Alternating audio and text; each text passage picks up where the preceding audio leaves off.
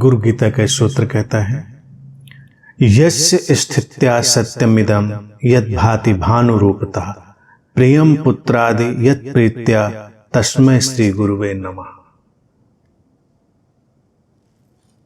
अनुवाद कहता है, जिनके सत्य पर स्थित होकर ये जगत सत्य प्रतीत होता है, जो सूर्य की भांति सभी को प्रकाशित करते हैं, जिनके प्रेम के कारण ही पुत्र आदि संबंध प्रीतिकर लगते हैं, उस गुरु को नमन है।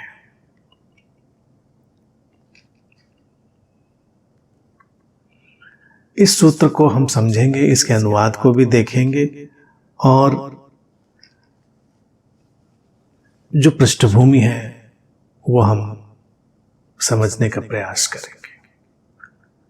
ज्यादातर ऐसी पुस्तकें, ऐसे सूत्र जिन लोगों ने रचे,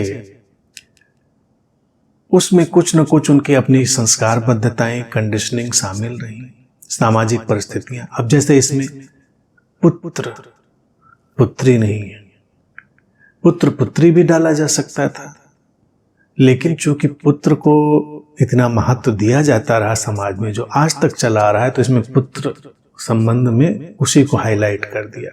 ये सब संशोधित करने वाली बात है। तो किसी भी शास्त्र को समझते हुए उसको अक्षर से हमको देखना नहीं है। वो जो सार कह रहे हैं उनके सार को ले लेना है, और जो उनकी व्यर्थ की बातें हैं उनको हमें हटाना भी है और उनको नए सिरे से समझना भी है।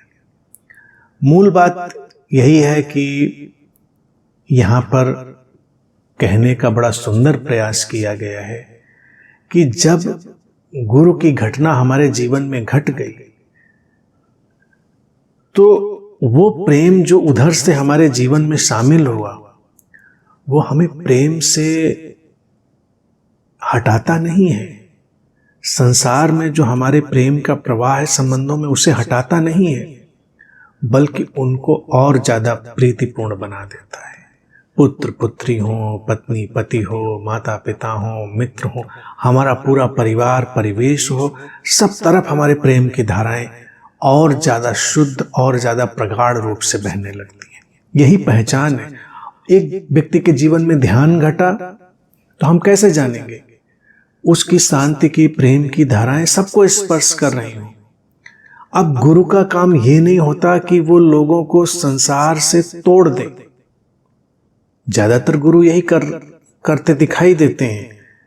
आश्रम बना लेते हैं, मठ बना लेते हैं, और उसमें युवक युवतियां गए, उनको उनके परिवार से तोड़ दिया। कई जगह तो ऐसा भी सुनने में आता है परिवार से मिलने तक नहीं देते, क्योंकि उनका कहना है कि तुम एक नई जीवन की यात्रा पर हो।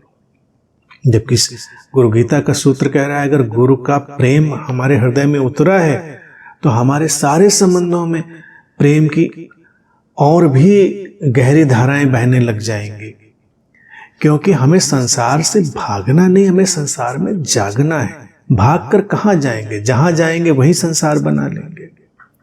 और गुरु जो सत्य रूप है, उसके सत्य से ही सत्य चारों तरफ फैलता है।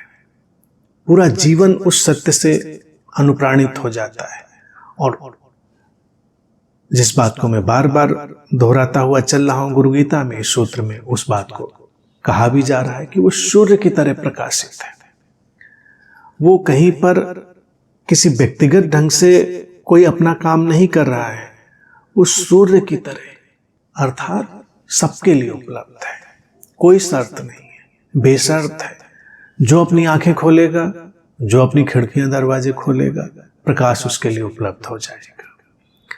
इसलिए गुरु की घटना जब भी घटती है जीवन में, तो पूरे जीवन को सत्य से भरती है, पूरे जीवन को प्रकाश से भरती है, पूरे जीवन को प्रेम से भरती है।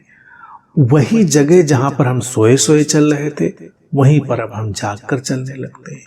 ना हम कहीं जाते हैं, ना कहीं भागते हैं, ना कहीं से हटते हैं। सब कुछ वही रहता है। लेकिन जैसे ही हमारे अज्ञान को भेदती हुई ज्ञान की रोशनी आती है, ज्ञान की किरणें जीवन में आती हैं, सब कुछ बदल जाता है, पूरा संसार बदल जाता है। और एक आध्यात्मिक व्यक्ति, एक ध्यानी व्यक्ति, उसके संबंध भी सुंदर होते हैं।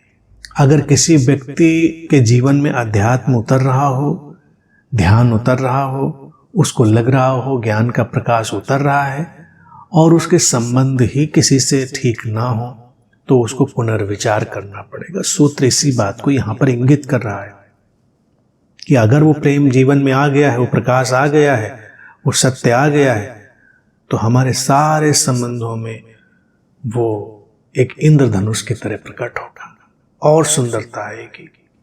और ऐसी इंद्रधनुषी सुंदरता को लाने वाले गुरु को हमारे हृदय से सहज ही नमन उठता है।